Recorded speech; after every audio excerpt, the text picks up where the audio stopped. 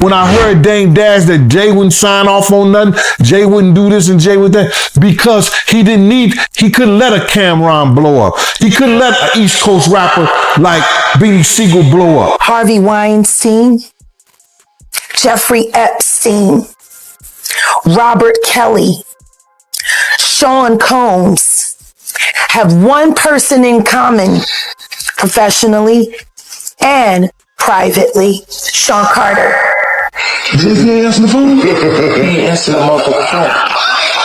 If you just finished watching 50 Cent's Netflix documentary on Diddy, you probably noticed something glaring. Jay-Z was completely absent. No photos, no mentions, no old clips, nothing at all. And that's odd because Diddy and Jay-Z have a long, well-documented history together. The stranger you think about it, the more it stands out. Industry insiders say this wasn't accidental. Apparently, Netflix cut a whole segment from episode 4 at the last moment. People are calling it the Jay-Z tapes. 50 Cent reportedly fought to keep it in, but the streaming giant decided to remove it. So you coming out? I know next year is going to be a number 2, season 2. I just put it on YouTube. I just put it on YouTube. Now the rumor mill is buzzing that this section was cut because federal authorities got interested in the material 50 Cent had collected. Some say it could lead to a serious investigation into Jay-Z and alleged legal issues connected to him. Everybody that it says, and Desiree Perez, all them people got dirt under them, bro. You understand? All them people got dirt on their fingernails. Jay-Z got dirt in his fingernail. You understand? Jay-Z was messing with young girls from our block. Tiring them. I'm putting it out there. You know what I'm saying? I'm picking a side. Desiree, husband, was a former dealer that she turned on a whole cartel. All of them got dirt on them. And 50 got their dirt. You understand? 50 gonna know they dirt. Because 50 got investigators, he got people that's in the street. So if they go at him, listen here, I deem him like myself, 10 times the normal man. He gonna do what he gotta do. And the whole thing about it is they trying to retaliate on him for something he did to somebody else. I feel that it's something worth seeing. It's something worth coming around, because all that shit is about to fall. All that we seen in the industry, these demons want to have sex and turn little boys into little girls into little boys. That shit's about to go out the window, bro. And we need to start speaking up and talking about it. We need to stop all this crazy stuff. We need people to put people out here that's doing like this, that's taking from people's families, that's beating women, that's d***ing women. I ain't got a problem with it. Let's go to war. It's even more noticeable when you see how everyone else was treated in the documentary. Other big names were named, lawsuits were discussed, careers scrutinized, but Jay-Z wasn't just left out, he was erased. When one of the most influential figures tied to the story faces zero attention while everyone else is dissected, that's not a coincidence, that's damage control. To understand the significance, you need to know how close Jay-Z and Diddy really were. Insiders say they had an extremely tight bond for years, despite later statements downplaying their connection. But they were so close that they had matching white girls together. Because when they used to see each other, they used to say, yo, how your skinny white girl doing? He'd be like, yo, how your skinny white girl doing? So I guess that's a certain type of closeness. I ain't know anything about that, man. I ain't know about, Jay touching his, ass. I got to go see the video. I ain't hear about that. Come on, man. Everybody's seen that. 50 even pointed it out. Excuse me. When they was in ATL on stage. Remember when 50 bum rushed the stage with them? Yeah, I think I recall that. When Puff came on stage, first thing he did was pat Jay-Z on that. But I forgot. That's your favorite rapper. Hey, him and Pac is 1A, 1B. But what's your issue with Jay, man? I didn't know you had an issue with him.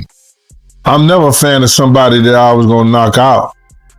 And then we was at the it was me, him, Ashley Kushner, Puff and them. We was all at the next game together, and he didn't even remember none of it. I don't expect him to remember, but I remembered.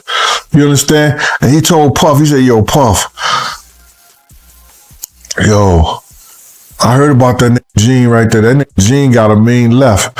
Oh, he said, that nigga Gene a knocking nigga out. Then he gonna come up to me and say, man, you look like, man, you a tearing nigga ass up." And I said to himself, I said, yo, no Diddy. Pause. Whatever. I said, he don't even remember. I was about to knock him the F out. He didn't even remember. He said to me, to Laura. But that's how these guys are, man. They'll cause situations and cause problems, and then they'll forget what they done because they on a whole nother atmosphere. This wasn't just about music or business deals. Sources describe a deep personal and professional connection. When Diddy started facing legal pressure, Jay-Z's legal team rushed out statements claiming they weren't close. But people who were actually there pushed back, insisting the public story didn't match what happened behind the scenes. Some part with Jay. The part with Jay. I go, oh shoot, like to us, that had to be there. So we getting tighter, you know what I'm saying? And united we stand, and ain't nothing else. Black excellence, they're sitting there like, yeah. It's a billionaire brunch. Oh, like, I hate you, man. Unaware of anything going on here. This is the one time I'm going to be with you this year. Jay-Z is setting Diddy up. He ain't doing shit different. He lined up D-Haven, stole his life and identity. He lined up Big L, stole his life and identity. He lined up Dame Dash, stole his life, identity, and took his love. Lined up R. Kelly. He wants to be the one. And this matters because when federal probes expand, they don't target one person. They examine networks, who was around, who knew what, and who stayed quiet. That's when alliances start shifting. Word is, Jay-Z is genuinely worried about what Diddy could reveal. Between the Jigga Man and the Diddler. Okay? These are two people that have been working in concert, collaborating and competing. These are people that have been covering each other's secrets for decades. That's why I say, to sit there and to just make Diddy the acceptable monster and not address his greatest collaborator in all of his business dealings it's a miscarriage of justice. Because what you're doing is you're leaving the other half of this two-headed monster out on the street to still be able to do what they do. While this one looks like he's down. This is a man who pow-powed his own brother and somehow walked away from that instance, got involved in the street trade, and somehow everyone else went to jail except for him. He's been making deals with the government and with the feds for quite some time. If none of this is real, how does the CEO of his record conglomerate Rock Nation, how is she a known federal informant whose background is transferring on multiple levels?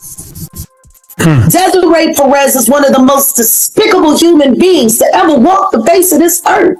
And I'm not saying allegedly. I know that about you, man. I know about all your business dealings in Laredo. I know about all your business dealings in Guadalajara. And I know about who you know in Sinaloa.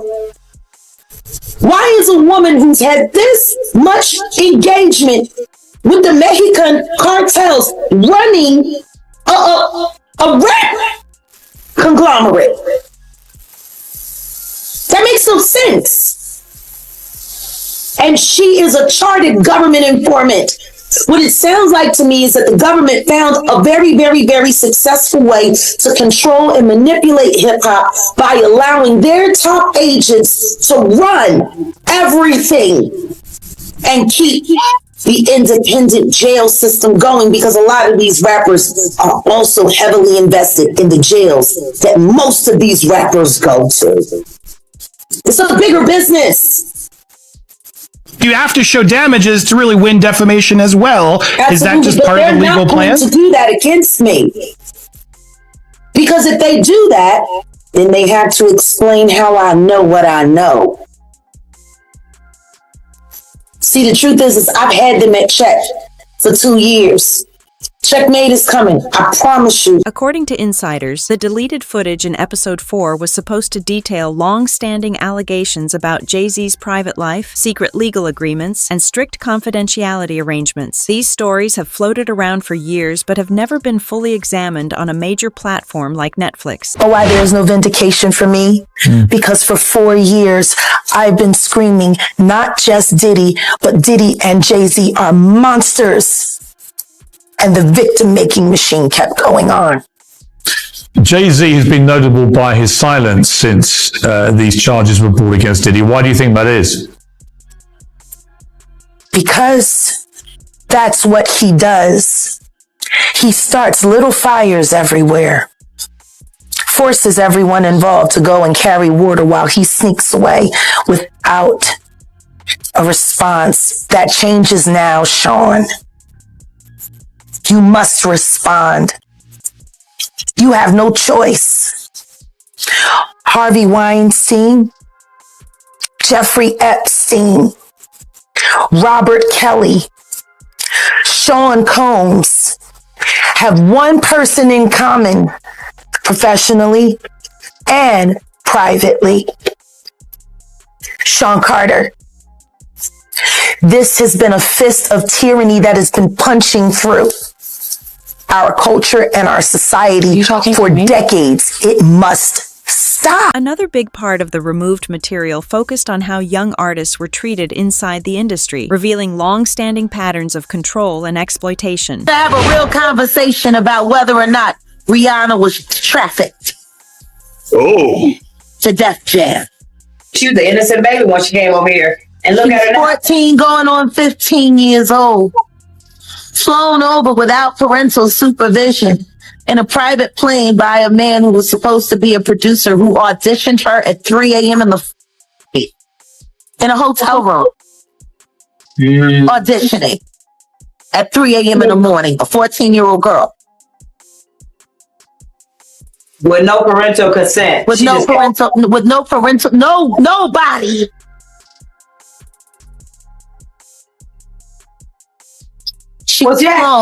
She was flown to another country. She was taken to Def Jam headquarters. She was left in a conference room alone with Sean Carter for nearly 6 hours alone with no parental supervision. Her father was flown up separately. She was 14 and a half, going on 15. She's about 16 when Pon the Replay came out, wasn't she? Her father collected a $500,000 check. She has the fastest inked deal in Def Jam history. How did they get Rihanna from Barbados to New York City? Quickly. They got her there quick. Like that. On a private plane. Yeah. Just told you. Just said that. If people knew how many of these girls are transported around on private planes, how they're able to redact, change names on manifests, she wouldn't have needed parental consent or a passport if she got on a private plane on the manifest listed as someone else. They only worry about the body count. They're not checking IDs at the tarmac. They're trusting whoever's bringing them on is doing everything above board. So many girls were transported. These stories have been around for decades. What's different now is investigators are seeing the bigger picture, how money, power, and silence worked hand in hand. This also brings R. Kelly into focus. For years, the industry quietly avoided him. Executives and artists didn't want to be linked to his name. Dame Dash, Jay-Z's business partner at the time, openly said he wanted nothing to do with R. Kelly. But Jay-Z didn't step away. He went on to collaborate with him on full albums. Was you and R. Kelly ever cool at any point? Why? He's an R&B. I'm not an R&B. No disrespect to R&B because I'm cool with Tyrese. But we have these things. Like sometimes I'll be like, that's that R&B shit you doing. You know what I mean? I'm not R&B nigga like that. I wasn't hanging out with no R&B nigga. I just couldn't. I think the fact that Jay was fucking with him is what used to blow my mind more than anything. Like I feel like I don't know why he wants to fuck with this guy so much. Like why? I just never understood it. So I think it was just more me feeling awkward about the fact that I had to be around him on some level, but I wasn't around him. Like I never was around him. Like even when that not guilty, I wasn't like I came for the video, I was out. I wasn't a guy, and I think like we took pride, at least I did, and my crew, in not hanging out with famous people or famous men. Like if you was gonna be famous, you had to be a female. But I wasn't trying to be up under no other famous dudes. I didn't think that was like I'm not gonna hang out with you just because you're famous. And I don't like dudes that much. So I was like, why would I have no reason. Like, what am I gonna do? Go to the studio and hang out with it? Like, I don't do that. Right. Did Jay know about what he did to Aaliyah? Did he know that everybody knew R. Kelly married Aaliyah at 15? Everybody knew that. So was the conversation had like, yo, how you gonna go and do something with this dude? Hell yeah, that conversation was had. Later, Dame Dash had a relationship with Aaliyah as an adult, raising questions about Jay-Z's earlier associations. People ask why he stayed close to R. Kelly when others pulled away. Was it strictly business, or were they moving in the same protected circles? We had the conversation.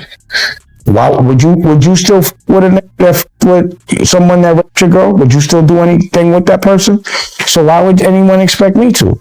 But that's what I don't understand. I'd be like, yo, people be like, why? Just that alone.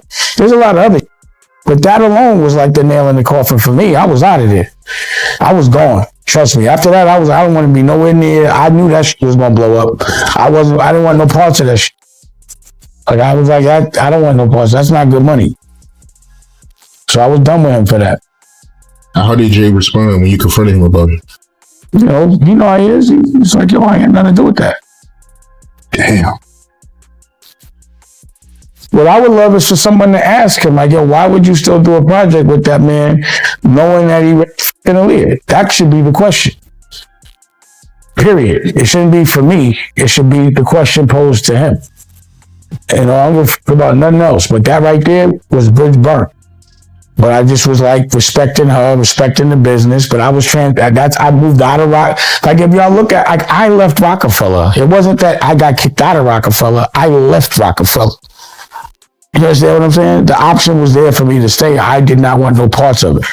I was done. I left Rockware. Think about it, bro. I said, f all the money, all it. I'm out. Now think about. A lot of men would not have made that choice, but any real man would have to make that choice. I was left no choice. He gave me an offer I could not refuse, and we done. You know what I'm saying? You gonna f with this man? You knew he raped my girl.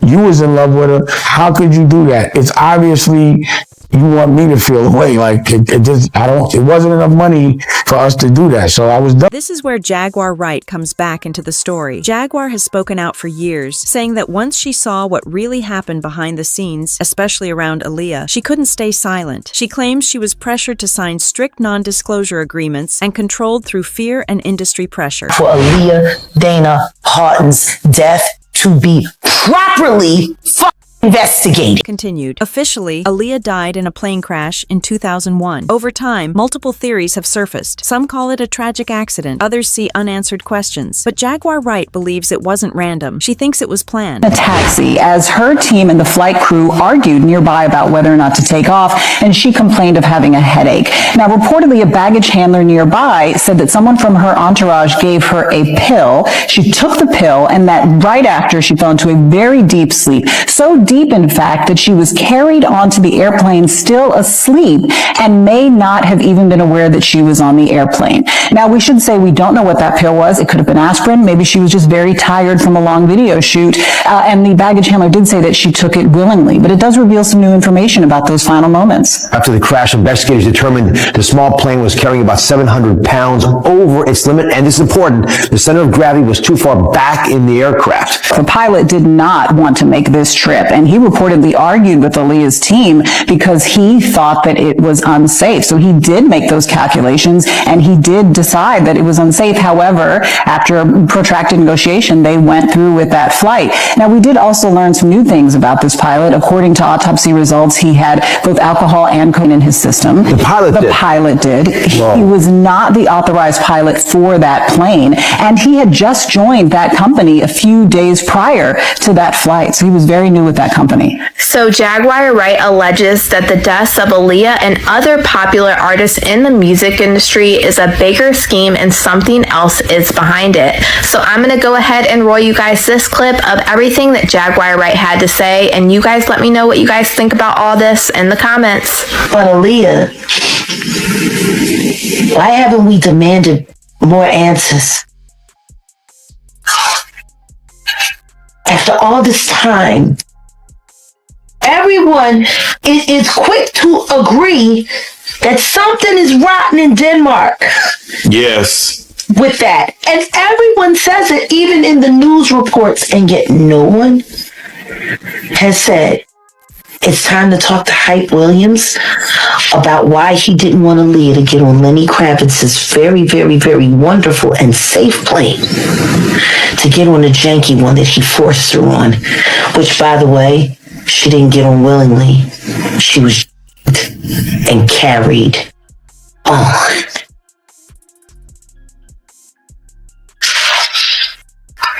Why does no one ask how? Before her death, Aaliyah was growing into her own person, making independent choices, and pulling away from certain industry figures. That's a key detail that adds context to the whole story. Life was taken unfairly. She actually died screaming. And the Carters are responsible. But one of them is just a little more responsible than the other. Question is, did Sean Carter delete his mistress, his pregnant mistress, because his wife was jealous? Or could it be possible that maybe his wife's temper is just a little worse than most people think? And maybe he just had to clean it up to protect. Things get even more complicated when you consider if Diddy actually has recordings or evidence linked to people close to Jay-Z. That could explain why Jay-Z can't fully distance himself despite mounting legal pressure around Diddy. One person holding damaging info about another creates leverage, and it's rarely just one name. Diddy and Jay-Z's lives are so intertwined that if Tupac and Biggie's deaths are ever reinvestigated, both could be brought into court. Gene Deal claims that the two were working toward a shared goal, an assignment he says was designed to keep East Coast rap from reclaiming the top spot. Jay-Z and Puff was given an assignment, and that was to destroy East Coast rap. And what I mean by that, and I know people go like, yo, Gene is out of his mind and everything like that. Check this out, brother. Is that New York rappers was getting 80 to 100, 800 to 1.2 million, or some larger than that, and sign with labels back then. And they was getting a lot of money to make albums and records. When they had guys down south that these labels was paying $250,000, $300,000 on record deals, and these guys was bringing back platinum albums and everything like that. So what they had to do was They had to keep New York rappers down. That's one reason, other than the Irv Gotti shit that 50 was going through and the poison they was putting in about 50, he had to go elsewhere to California, or with Jay and not with Dre and Eminem to get a deal. They did not want East Coast rappers to get big. They were suppressing all new artists that was coming out of New York. Jay and Diddy was doing that. That's why when I heard your story, because I knew this for a long time, but when I heard Dame Dash that Jay wouldn't sign off on nothing, Jay wouldn't do this and Jay would that, because he couldn't let a Cameron blow up. He couldn't let an East Coast rapper like Beanie Siegel blow up. Because him and Diddy was giving that deal, we gotta keep these East Coast rappers down. At the end of the day, this isn't just about a documentary or one missing segment. It's about repeated patterns, powerful people shielded, questions left unanswered, stories emerging years later when the damage is done. Whether you believe these claims or not, Jay-Z's absence wasn't normal. When everyone else is scrutinized and one name is completely erased, it raises real questions. And now, with more insiders speaking up and investigations widening, those questions aren't going away. How do you think it ends? Let us know in the comments below. If you want the latest inside scoops, shocking industry secrets, and updates you won't hear anywhere else, make sure to subscribe to Haley Reporter and turn on notifications. Join the conversation, drop your thoughts in the comments, and stay tuned for more explosive stories from the world of music and entertainment.